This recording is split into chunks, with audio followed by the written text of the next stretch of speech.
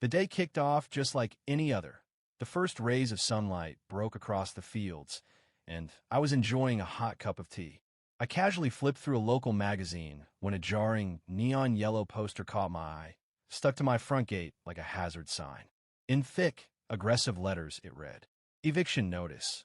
Unauthorized agriculture must be removed in 14 days or legal action will ensue." I blinked, thinking I had misread it. But there it was, plain as anything. A stunned laugh escaped me. Short, harsh, and amused. Whoever thought they could tell me, a farmer on legally licensed state land, to bulldoze my fields clearly had no clue who they were dealing with. The humor didn't last. Pretty soon, it boiled into a cold fury.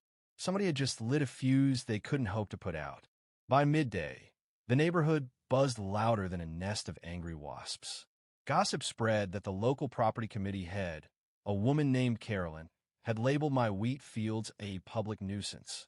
Carolyn, known for her shrill voice and obsession with appearances, was convinced that the sight of my land behind her perfect little housing development was dragging down real estate prices.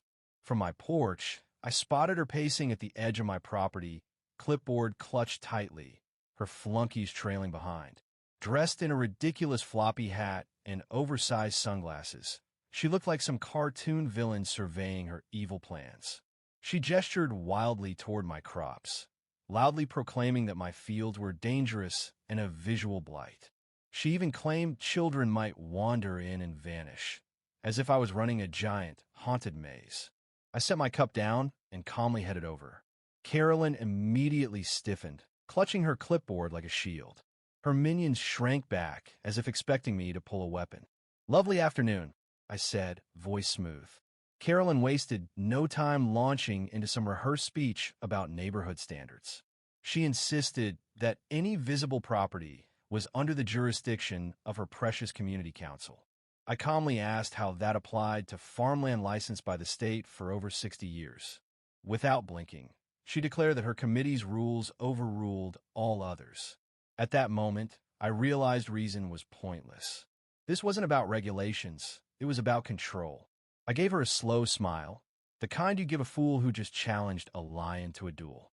I informed her that my land was protected under a conservation and veteran support initiative.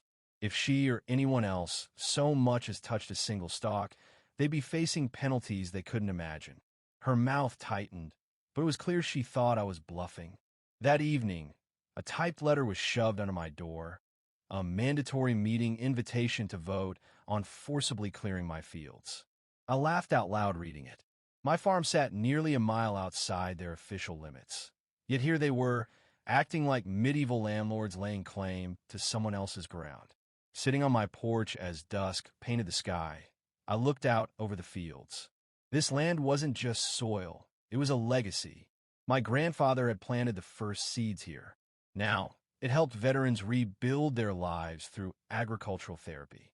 Carolyn had picked a fight with something much deeper than she could understand. The next night, humidity thick in the air, I rumbled my old pickup into the fancy community center parking lot, surrounded by shiny, spotless cars. Residents stared, some curious, some nervous, some outright hostile, as I strolled inside. The meeting room was packed. Up front, behind a cheap plastic table, sat Carolyn and her team, looking smug. Carolyn, dressed like she was auditioning for a political campaign, slammed a small hammer on the table for attention. She dramatically unveiled photos of my farm, each circled in red like evidence from a crime scene, ranting about vermin, unsightly views, and home values. When the floor opened, a few brave residents hesitantly questioned how she could enforce rules outside the neighborhood. Carolyn waved them off, claiming visual impact gave her authority. When she paused for breath, I stepped forward. "For the record," I said loud enough for the whole room, "this land is protected under a state agriculture preservation program. Your committee has zero legal control. Any harassment or damage will result in federal charges." Dead silence. Carolyn's smile wobbled. She suggested we reach an understanding. I returned the smile. "Sure, you stay off my land, or you can explain yourself to the authorities." Her face flushed red. She threatened to send workers to remove the crops, and stick me with the bill. I nodded calmly and mentioned that I'd be recording everything for the authorities. The meeting collapsed after that. Over the next few days, Carolyn escalated. I got a certified letter threatening legal action. I framed it and hung it in my workshop. Then I called Susan, my no-nonsense contact at the state agriculture office. Susan laughed so hard she had to set down her coffee. She promised an inspection and warned that if Carolyn crossed any lines, criminal charges would be unavoidable. One evening, security cameras caught Carolyn's cronies creeping along my fence with measuring tapes, hammering in stakes. Later, the cameras picked up Carolyn herself, skulking around my fields at midnight, planting neon flags and spraying paint. Perfect. I sent the footage to Susan and the local police. The next morning, a crew arrived with trimmers and chainsaws. Carolyn strutted behind them like a general at war. I sipped my tea and gave him exactly 2 minutes before calling the sheriff. When one worker sliced into a wheat stalk, I hit send. Sheriff Cooper, a big guy with a face like a stone wall, arrived just as the workers started panicking. He listened to Carolyn screech about aesthetic rights before calmly placing her under temporary detainment. I handed him my evidence and license paperwork. As Carolyn was led away, red-faced and furious, I tipped my hat. But it wasn't over. Days later, I caught a landscaping company from 2 counties over trying again. Carolyn, oblivious, screamed orders at the confused workers. I rang Susan immediately. "Stay put," she said. "Backup is on the way." Moments after a mower clipped another wheat stalk, black SUVs with government plates screamed up the road. Agents and deputies poured out. Carolyn charged at them, clipboard flailing, until a grim-faced agent read her the charges: trespassing, destruction of protected farmland, obstruction of a government program. Possible fines soared into 6 figures, and jail time was very real. Carolyn broke, blaming everyone but herself, but the evidence was airtight. She was formally warned. One more misstep, and she'd be arrested on the spot. Later that week, the situation exploded. 3 teenagers sneaking around with gas cans and matches were caught red-handed by my motion sensors. When confronted, they quickly confessed. Carolyn had paid them to set my fields ablaze. That crossed the line.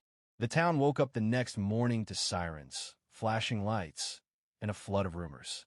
Carolyn faced multiple felony charges: conspiracy, arson, endangerment. Her former supporters abandoned her. Public sympathy swung firmly my way. Community potlucks turned into fundraisers for land preservation and the Veterans Program. Carolyn tried to fight back with lawsuits, but Susan's office crushed them before they ever made it to court. Her fancy lawyer dropped her. Bankruptcy loomed. Within months, her luxury SUV was repossessed, foreclosure signs dotted her lawn, and she quietly disappeared. Meanwhile, the farm flourished. Donations poured in. A new greenhouse rose beside the fields, followed by a small education center for veteran families. Local kids now played where Carolyn once schemed. At the farm entrance, a wooden sign reads, "This land endures because we stand together." Some nights, watching the sun sink into golden fields, I think about that fight. We didn't win with rage. We won with patience, persistence, and truth. And in the end, the land proved stronger than the petty ambitions of one bitter woman. In the end, it wasn't noise or anger that saved the farm. It was grit, patience, and an unshakable bond to the land. What Carolyn tried to tear down only grew stronger. The fields thrived, the community found new purpose, and the old soil kept giving life, just as it always had. Battles like these aren't just about property. They're about pride, legacy, and standing your ground when it matters most. As the seasons changed and the crops rose taller than ever, one truth stood clear: real roots run deeper than ambition, and no amount of noise can uproot them.